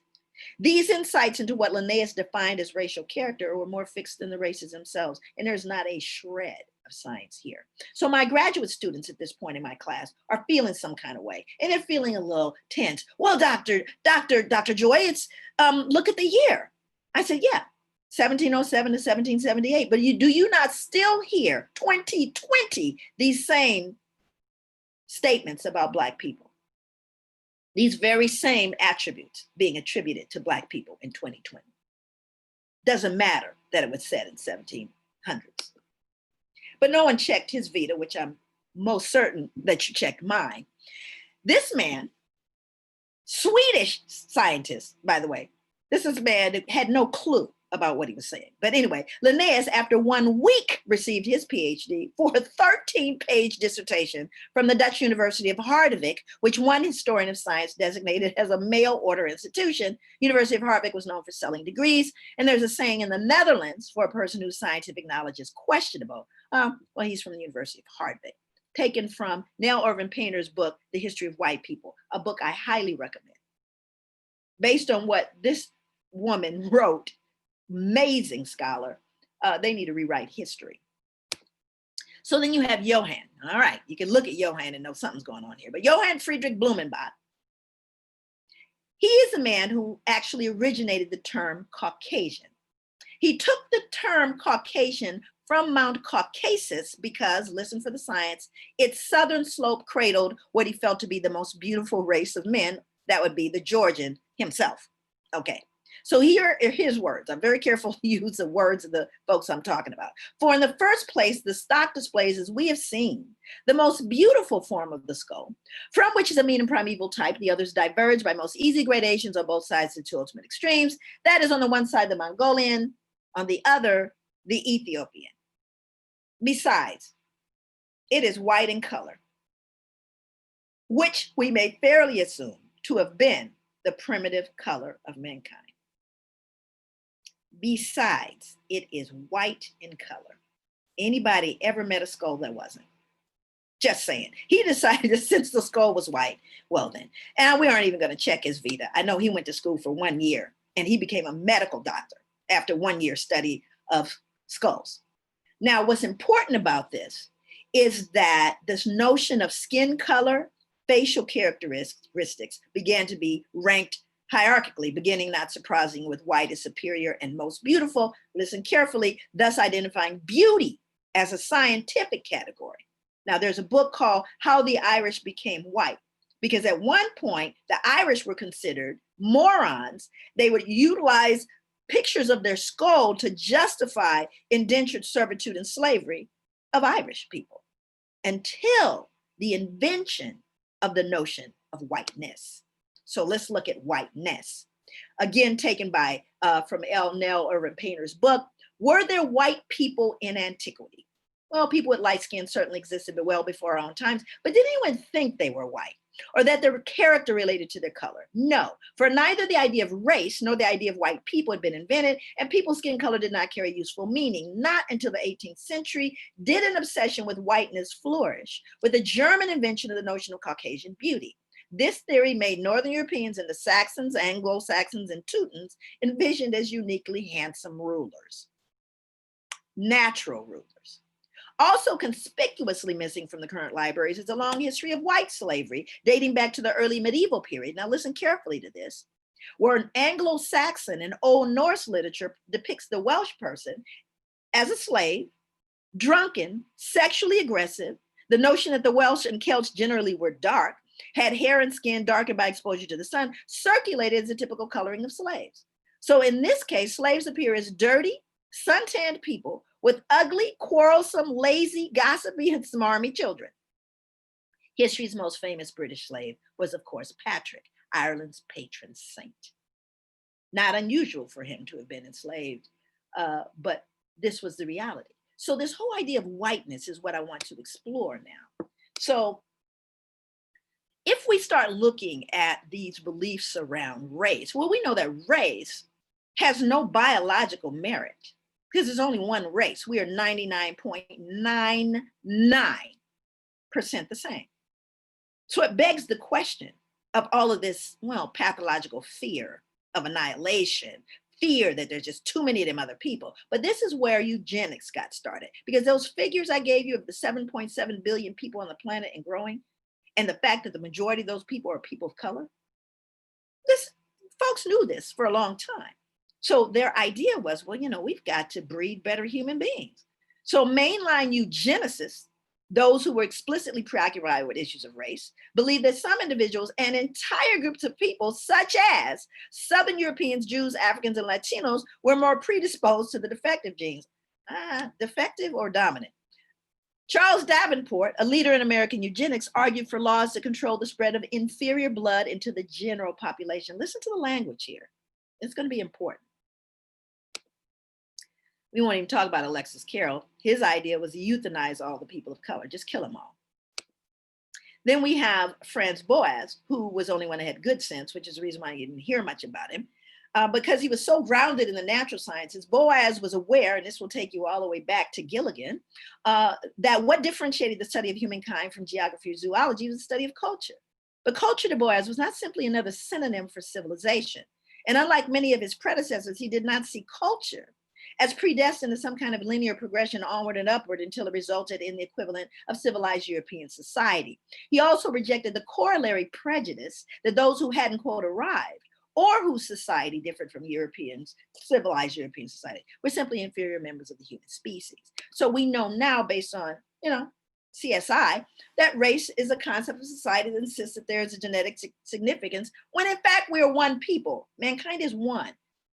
There's only one human race. Now, while there is only one human race, and this becomes one of these reasons why people also try to escape this conversation and go, well, why do we keep talking about race? It's fictional, it's not real. I go, yeah, you're right, it's fictional. There's only one race. But racism is not fictional. And that's why we have to have this conversation. So now we have to look at the role of politics. Okay, so let me just for a time check here. I can go until what time? Somebody can tell me. We have you scheduled until 10:30. We have a very generous break that starts at 10:30 and goes to 11. Okay, all right. So I'm trying to translate that into my own time. Okay. Oh, I'm sorry, 10 to 11 to 1:30. Is that okay? your time? So I do have to 1:30. Yes. For me, right. It's for me. It's weird. I just moved back to the East Coast, so it's really weird. So what is the cost of denial? When I said that America's pathology is her denial, and it's the secrets that make us sick. What are the psychological and social consequences? Well, first of all, in the 2017 issue of the Journal of Personality and Social Psychology, when I say secrets make us sick, it actually does. I would highly recommend you look it up. I don't keep secrets, so don't tell me because I'm going to tell on you. Just going to say, you're not going to make me sick. Anyway, this is the impact of othering. And I love this, this construct. This is the last book, I believe, that Toni Morrison wrote. It is a nonfiction book called The Origin of Others, which I thoroughly enjoy. How does one become a racist, a sexist? Since no one is born a racist and there is no fetal predisposition to sexism, one learns othering not by lecture or instruction, but by example. And this is really speaking to the deeply entrenched values in this country. So when I talk about the fear of annihilation, I'm not saying that hyperbolically, it's absolute truth. This is Samuel Thurston, who was a delegate to the United States Congress from the Oregon Territory. And I'm not going to read this either, but what basically is going on here in 1850 is there was this huge fear that the Black people were going to hook up with Indians, and of course, Black people always think they got Indian in them. That's rarely the case, but anyway, the fear was that Black people were going to hook up with the Indians, have a lot of children, and kill all the white people. This was the fear. And if you read the statement, you'll see that that is the fear. But what's amazing about this fear of annihilation is that according to a mid-1800s census, now this was, they actually enacted miscegenation laws, making it illegal to be with someone of another race. Because, of course, they can't have all these people, populating and then becoming a threat to white people, which, by the way, I just want to say never happened. Through all the stuff that's happened from with natives to people of African descent, we have never gotten together, created this one group, a vigilante group to go after white people. Oh, but white people did. Matter of fact, we're going to talk a little bit more about that group that has quadrupled and now has been placed on the level of ISIS, white supremacy. Just saying. But the fear has always been that people of color are going to do it. And if we were going to do it, we would have done it. Now, in spite of the fact that there were miscegenation laws, based on a mid-1800s census, there were over 600,000 mixed race children born anyway. That's a lot of sneaking out back, you think? Or is it rape? Then this individual said, we can't restore our civilization with somebody else's babies. Again, this is a fear of the shrinking and diminishing birth rate of white people. We got to have more babies. You see the fear. And 2019, research is showing, in fact, the fertility rates, more white people are they're dying or than being born. And then we have this character here. And what's so amazing about this is, and I ordinarily don't put these kind of slides in my presentation, but I couldn't help it because here this man is in full regalia. He's in full regalia, Klansman. We are determined, this is 2017, to take our country back. Duke said from the rally, calling it a turning point. We're going to fulfill the promises of Donald Trump. That's what we believe in. We believed in. That's why we voted for Donald Trump, because he's going to take our country back. Now, I don't care what you think. I don't care what your particular perspective is. Here is a person who is in a position, who has been acknowledged and accepted, that is a Klansman. Okay, there's no confusion here. There's no even denial about that. And then we have Dylan Roof. These are his words. This is an individual that went into the church and killed the 9 people during Bible study. He said, Black people are raping our women, taking over our country. Someone needed to do something about it for the white race. Then we have, this is 2014. These are in Portland. This was displayed in front of IRCO, which is an immigrant and refugee community organization in Portland. Now I want you to look at the sign. Stay with me. Diversity equals what? Now the whole point of this, we're talking about diversity, inclusion, equity, intersectionality, all the nice buzzwords, but look at what diversity equals here. It equals white death, not white, I don't get the job, I don't get the promotion, I don't get the loan. White death. Stay with me, because you see, this is a dangerous belief, and it is spawning a level of violence that we are yet to see. Here it is, 2018, because in 2018, folks started feeling a lot more emboldened. So this is now freeway overpasses for race and nation. You will not replace us. Pay attention to that statement. Deport them all, send them all back. Well, that would be you too. White families matter. Diversity is a code word for white genocide. Now, again, it's not just a few people that believe this. There are people who really, really believe this. So now let's look at 2019, the New Zealand massacre. I want to look specifically, Church Christ, that's Christ Church, when this occurred, 2019. But I wanted to read this one statement that was made. He writes how he decided on his final push after visiting France in 2017, where he saw how European French had been replaced by non-whites, thus the title of his manifesto, The Great Replacement. Like the Norwegian, Mr. Tarrant is obsessed with birth rates and describes Europe as growing weaker and older. The Norwegian terrorist, he's not even from anyway, the Norwegian terrorists wanted to establish state-run birth clinics where blonde, blue-eyed mothers would give birth to a dozen each. Mr. Tarrant wants to restore what he calls traditional family values. Hate and extreme groups on the rise. This is 2018. Actually, there are better statistics now, I do believe. I'll have to look them up. But in 2018, there were 1,020 active hate groups tracked in the US, Southern Poverty Law Center. The number of white nationalist groups increased 50% in 2018. The 10 states with the highest number of hate groups, you're looking at them: California, Florida, Texas, New York, Georgia, North Carolina, Virginia, Tennessee, Ohio, and Illinois. What I really highly recommend is that people do go on the website and look at not only how many hate groups are in your area, but where they are and what they do. Because they'll tell you whether they just, send out leaflets, whether they vandalize property, or whether they'll try to kill you and your children. Real important to know, especially 2020. How deep is it? Racially motivated violent extremism, this is 2020, has been elevated to a national threat priority. In fact, more recently, in the last couple of weeks, it says that it is the greatest threat. The greatest threat to America right now are these racial supremacists.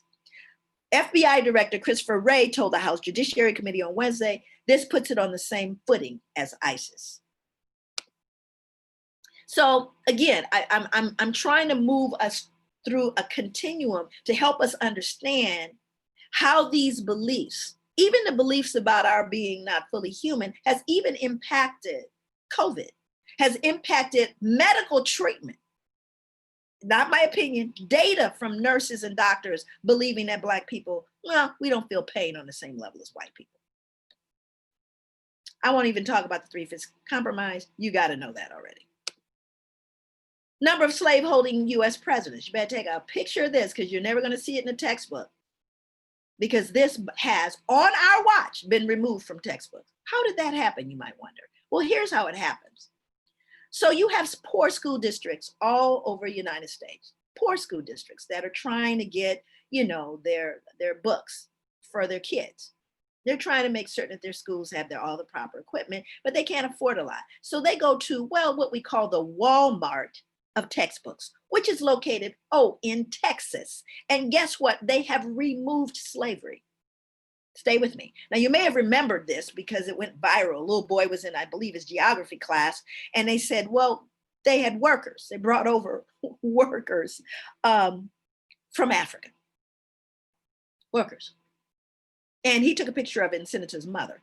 Screenshot. And of course, all hell broke loose because we were not workers that were, that came over. We were enslaved people. Right? And they just took it out. They also replaced much of slavery with the Confederacy. That has been done on our watch. On our watch. And any teacher that wants to do anything else has to add it to the curriculum because they have removed this from the curriculum. So now let's deal with Thomas. And Thomas becomes a very important person, Thomas Jefferson. Why?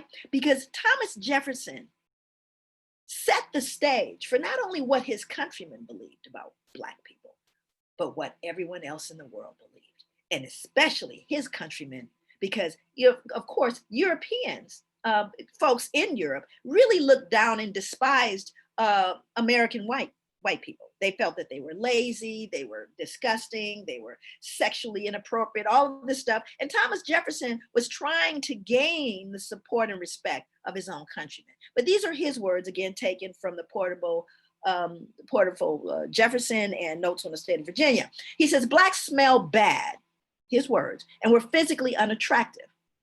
Little inconsistent with his behavior, you think?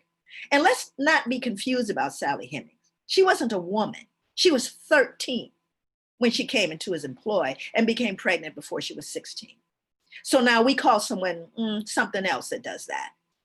But he says that we required less sleep. This was interesting to me as a social scientist, why he would say that. What cognitive dissonance was Thomas Jefferson experiencing that he would need to assert such a ridiculous statement? What was, in fact, the work day for an enslaved African? What was it? And then everybody kind of gets a little sheepish. And I'll say sunrise to sunset, and Black people in the South say from can't see to can't see. And then the white response, particularly in the academy, is what empirical evidence do you have to support that? You don't know that they were worked from sunrise to sunset. What evidence do you have? They could have had breaks and vacations and what have you. You don't know. Because see, this is what happens to people of color when we talk about history. We just assert that it can't be true. Well, the good news is we can actually find out if it's true.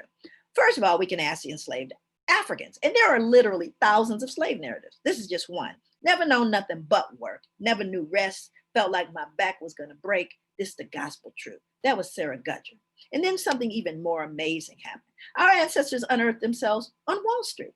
So this is the African burial ground, the other thing that Floyd was over, the national monument. Because at first, you see, they tried to say that these weren't human remains, but there was Black people working on building that high rise that they were getting ready to build when they discovered those human remains. Now, here's the other question. Do you think they knew the human remains were already there?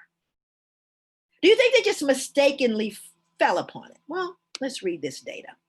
New York City's African burial ground. Most people don't associate slavery with New York or the North. Truth is, all 13 colonies had slavery, with estimates of 10 to 20,000 people buried in the 7-acre burial ground. You think they didn't know it was there? They were getting ready to put a building on top of the bodies. You think they didn't know it was there? Of course they knew it was there.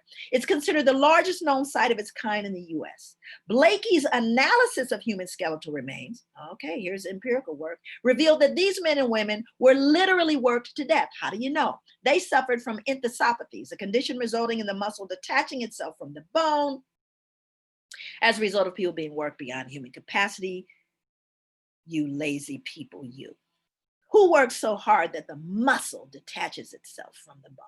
I'll tell you someone who has a gun trained on them from sunrise to sunset. But now we have to move really quickly forward. I'm sharing all this with you so that you can understand this isn't a small issue. Let's look at the other thing he said. He says that we were dumb, cowardly, and incapable of feeling grief. Now, why would Thomas Jefferson need to believe we didn't feel grief? Well, here's why. Valuable Negro woman, accustomed to all kinds of housework, good plain cook, excellent dairymaid, washes irons, has 4 children, girl 13, another 7, a boy 5, infant. 2 of the children will be sold with the mother, the other separately if it best suits the purchaser. That's why Thomas Jefferson had to assert we don't feel grief. He had to assert it so that he could calm the conscience of those people that were ripping children out of the arms of their mothers. Saying, oh no, we want the girl and we want the baby, but I think someone down the road likes boys. That's why he had to say it. He said, oh no, they don't feel grief. Don't worry about it. But you know, here's the irony. You think he saw grief? You think he didn't hear the mothers screaming? The sisters and brothers, the husband and wives? He didn't hear them. He didn't see it. Of course he did. And then he asserted we didn't feel anything. So then we have the role of religion. I'm going to have to skip this one. I'm just trying to pick and choose. I'm going to skip religion. But we can't skip education, right? So I'm not going to get into Aristotle's theory of the natural slave, because actually Aristotle believed that there were people born to be enslaved and those were born to rule, which also supported this whole idea of the normalcy of slavery. Shakespeare also was obsessed with miscegenation, and I mean obsessed, and everything he had to say about Black people in his tragedies was, horrific about Black people and Blackness. People didn't notice that though. So here's a book, Sociology and Modern Social Problems, Charles A. Elwood, 1913. Problem of the Negro, the Indian, all the uncivilized races is essentially the same. Problem is how a relatively large mass of people inferior in culture and also in nature possibly can be adjusted relatively to the civilization of people much superior. How the industrially inefficient nature man can be made over to we're just trying to help you. Okay, this is a white man's burden. That's what we're looking at here. So now we're going to legitimize all that we do to you because we just want you to be better, like us. I want you to read this. I'm not going to read it. I want you to read it. It was in a textbook in Oregon school, social studies textbook. It was removed in the mid-1990s by the head of Black Studies because the head of Black Studies saw that there was something wrong with this statement and indeed the entire book. But I want you to read it and you think about it. Let me see if you catch what's wrong with it. In case you didn't, where no one had ever lived before. So either Native people are not human or simply not worthy of mention. Imagine the child in that class that's Native.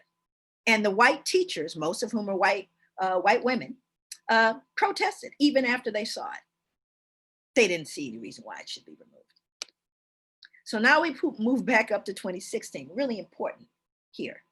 New research from the Yale Child Study Center, reputable, credible work and research has come out of that center, suggests that many preschool teachers look for disruptive behavior in just one place, waiting for it to appear. Problem with the strategies, beside it being inefficient, is that because of implicit bias, teachers are spending too much time watching Black boys, expecting the worst. 135, these are little bitty kids, little bitty ones. Pre-K teachers were asked to watch a few short videos and told, press the enter key on the external pad every time you see a behavior that could become a potential challenge. Here's a deception. There was no challenging behavior. While the teachers watched, eye scan technology measured the trajectory of their gaze. Gilliam wanted to know when teachers expected bad behavior Who did they watch? What we found was exactly what we expected. Based on the rates at which children are expelled from preschool programs, teachers look more at the Black children than the white children, and they look specifically more at the African-American boy. Okay, now these 135 teachers weren't all white, but you see, we've all been socialized on what to see. I'm gonna give you a moment so you can unpack this for yourself. I'm gonna give you a scene. I want you to close your eyes wherever you are, and I'm gonna give you a scene. And then I want you to think about who you see. You're in a city. You drive up and there are police cars parked. There's yellow tape surrounding the area. There are 3 young men on their knees with their hands handcuffed behind them. They don't have on shirts. That's why we have to have this conversation, because of what you saw. And the likelihood is that you didn't see 3 white boys. And the important thing here is to understand that we've all been socialized. So now let's unpack this for a real Black parent 2020. Well, you see, I have grandchildren and my grandchildren are in schools and I have skin in the game. So guess what? Dr. Joy volunteers to train everybody that has a pulse. Parents, teachers, administrators, principals, anybody you put in front of me, because I have skin in the game. So I walk into my grandson's class and I say to the teacher, hello, Miss Smith. Oh, wonderful. I understand you're going to be my grandson's teacher. Great. Can you tell me how you're going to mitigate any potential harm to him as a result of implicit bias? She goes, well, what do you mean? Let me give you some data. So then I peel off the data and I hand it to her. I said, so I'm needing to know what you're going to do to possibly mitigate any potential harm that can come to my grandson or anyone else in this class that looks like him as a result of bias. I'm not a racist. Oh, let me give you some more data, because this data suggests you might not think so. So please understand that I'm going to wait in the area of the most vulnerable. So you're going to have to give Dr. Joy an answer, not that I'm a good person, because that's not enough, because we have a preponderance of evidence that suggests that harm will be done to these children. And the good news is the teachers I train, they have an answer. They realize they have a blind spot and they say, oh, no, we have someone here, a parent or another member of the community or someone on staff that we together collectively manage anything that we see is going on, because I realize I have a blind spot. Not only will they point out the Black boy, but if you have a Black boy and a white boy off task doing the same off task behavior, they will not see the white boy. This is data. So it's not about what you feel or think. It's not personal, but I got away because I'm not going to go in there and send my grandchildren and hope you don't hurt them, because that's what every Black man, woman, and child, also Latinx folks do. We send them in there and we just hope. But Dr. Joy doesn't hope. I give you the data. And I'm going to say, you're now going to have to be accountable for this data, because I cannot basically accept that you're a good person. I believe you're a good person, but this is a blind spot that will cause harm to the most vulnerable in this room. Whew, gosh, I got 4 minutes. I want to shoot myself. Okay. This is Albert Einstein lecturing to a segregated group of African-American students at Lincoln University. He says, my trip to this institution was on behalf of a worthwhile cause. There's a separation of colored people from white people in the United States. That separation is not a disease of colored people. It is a disease of white people. I do not intend to be quiet about it. And he wasn't, but you didn't hear about it. So what ends up happening? Now, this is going to probably be my last couple of slides. Darn it. We're there's just no way to do this in this period of time, but I'm happy that we're going to have a period of time where we can talk and have questions and respond to stuff, but okay. So the same educational process, this is Carter G. Woodson, Miseducation of Negro, everybody should have the book. The same educational process which inspires and stimulates the oppressor with the thought that he is everything. This is important for everyone to listen to. And has accomplished everything worthwhile, depresses and crushes at the same time the spark of genius in the Negro by making him feel that his race does not amount to much and never will measure up to the standards of other peoples. The Negro, thus educated, is a hopeless liability of the race. Why? The difficulty is that the educated Negro is compelled to live and move among his own people whom he has been taught to despise. As a rule, therefore, the educated Negro prefers to buy his food from a white grocer because he has been taught that the Negro is not clean. Does not matter how often a Negro washes his hands, then he cannot clean them. No matter how often a white man uses his hands, he cannot soil them. That is called post-traumatic slave syndrome. Then you have Stephen. Now, this is important, especially for administrators, teachers, because you inevitably hear people go, oh, yeah, we really want to be representative. We want to, and we hire people of color like this man, the one that Samuel L. Jackson played in this movie. We as Black people know about these kind of people. They're gatekeepers. They're in the sunken place. They're the people that have so many problems with themselves and people that look like them, is they do more harm than the people that look like them than people who are white. And who do white people gravitate to when they're hiring? People like Stephen. They hire the person of color that's most willing to subdue anything cultural about themselves. In other words, don't you love Stephen? Because Stephen really, really behaves more like someone white than someone that's Black. And then you find someone in the Latinx community that doesn't even want to accidentally be found in the Latinx community. And you suggest that they represent them. Or African Americans that don't even want to accidentally find themselves in the Black community, but suddenly they become the spokesperson and they become these people. So we know that with this dehumanization, this is Oda Benga. You're going to find out a little bit more. By the way, the Bronx Zoo put him in there in 1906, not during slavery. It took them 114 years to apologize, which was just recently, because guess what? Folks are going to go looking. And rather than people go looking and it really expose you, they said, oh, no, we're sorry. But it took you 114 years to apologize. So then you have, I know I'm over. Give me 2 more minutes. This is LeBron James, first Black man to ever appear on the cover of Vogue magazine. Very first Black man. He said, oh, sure, we'll let you be on the cover, but we're going to make you the animal we believe you are. When they were confronted, Vogue, with the similarities between the poster of the Brute and LeBron James, their official response was coincidence. They got it down to the blue dress. He has white-toed shoes, and they told him to open his mouth. But you see, LeBron probably didn't know about that. He didn't know because it didn't make it to the text. It's going to be a documentary soon. And then we have this. This would be 2018. Coolest monkey in the jungle and a survival expert. These are choices, 2018. So I may be paranoid, but it appears someone's following me. This is a young girl in 1958 being fed bananas in a zoo in Belgium. I was born in 57, by the way. So as we move forward, 2020, Humboldt County, California, protester says muzzles are for dogs and slaves. I'm a free human being. It goes on and on and on. We won't get into some of these horrific. And then there's all the lynchings. So the question becomes, where did slavery go? Where did it go? Well, this is where we are. It first ended up with unlawful selling, came Black Code sundown laws, convict leasing, Jim Crow, Civil Rights Act, then serial forced displacement, redlining, urban renewal, curing blight, gentrification.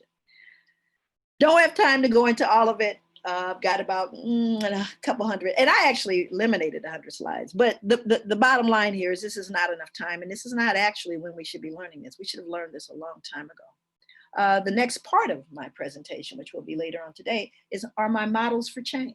How do we heal it? But here's the most important thing. People say to me all the time, God, can you just send me your model? No, I can't just send you my model because you need to understand the nature of the injury. And if you don't understand the nature of the injury, you can't help. So with that, I will stop. I know I'm over. Thank you so much for patiently listening. I'm sorry I couldn't get through more.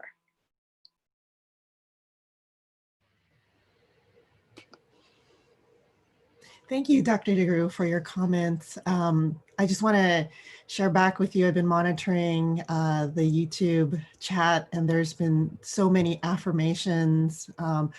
There are people who are commenting that they're learning this for the first time.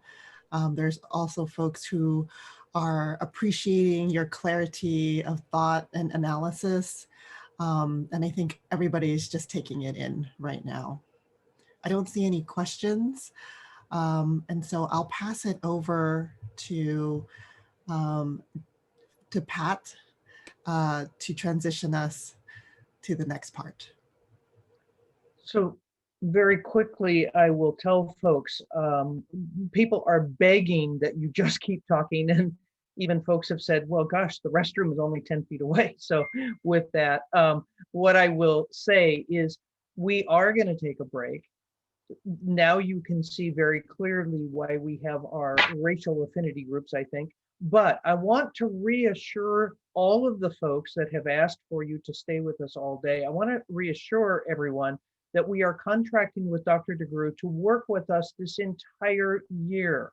The professional development group has seen that this work is not to be done in a day. It is something that is so incredibly empowering and so enlightening and so engaging that we're not going to let her go this easy. We're not, an hour and a half is clearly not enough time to spend on this. So, Judy, would you like to jump in here as well?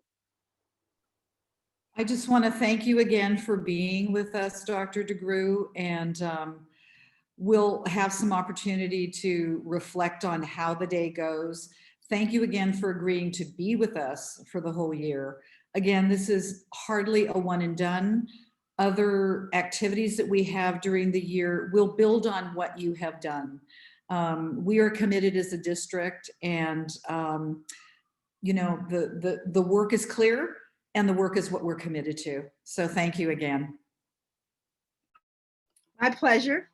Sorry I didn't get to policing, which was what I was trying to get to. And perhaps I can delve into that a little deeper, because I know it's the elephant in the room. Okay, and I'm aware of that. But again, it's a lot of information to create the foundation. I would just say, if I could just say this, and that is that contemporary policing is based on slave patrols. That's its etiology. And if you understand that, you might better understand why we're seeing what we're seeing in armed forces.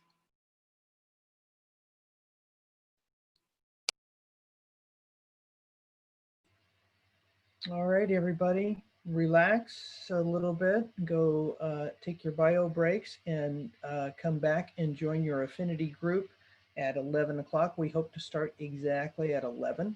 So please be there, and we'll see you then.